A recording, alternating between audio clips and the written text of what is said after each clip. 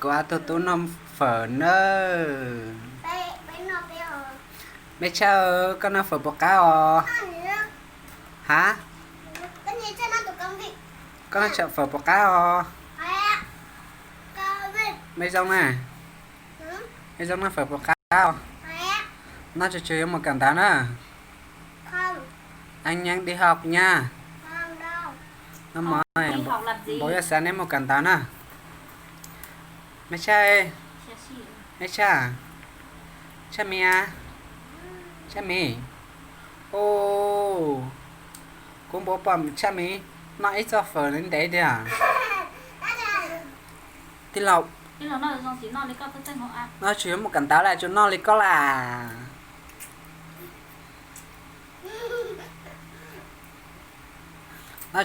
nó cho buổi sáng em cẩn thận là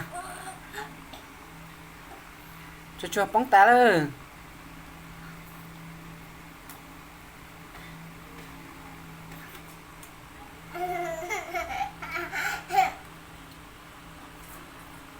ở từ mình nhỏ nó mòn nữa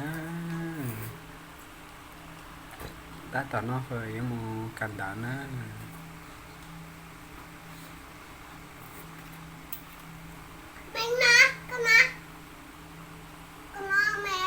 mẹ chính là mẹ non là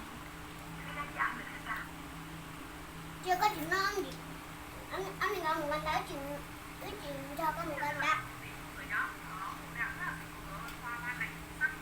nó cho cùng với cho em cẩn thận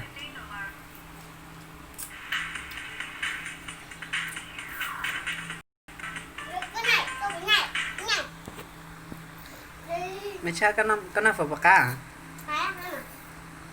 hả cái nó phải bạc cá chả cá chả cá chị là nó rồi là nó tay với một cẩn thận nè đi học nha anh nhanh đi học mình đi học mới giỏi nha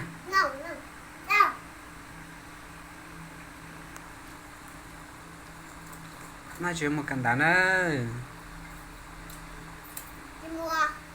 mua mà chị mua chị bón tao nó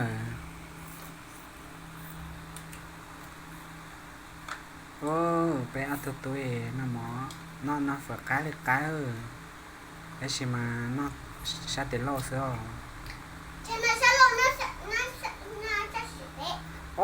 chả bóng chỉ không muốn nó đôi luôn ha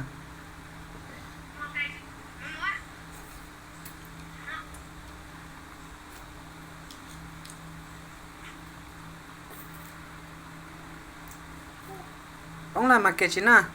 nhớ là hậu anh chỉ bỏ chết ba chém hả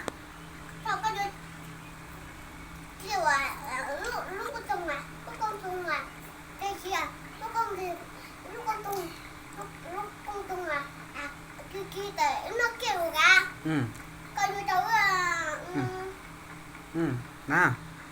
nó cho một cẩn thận nên trẻ ăn không mày vốn à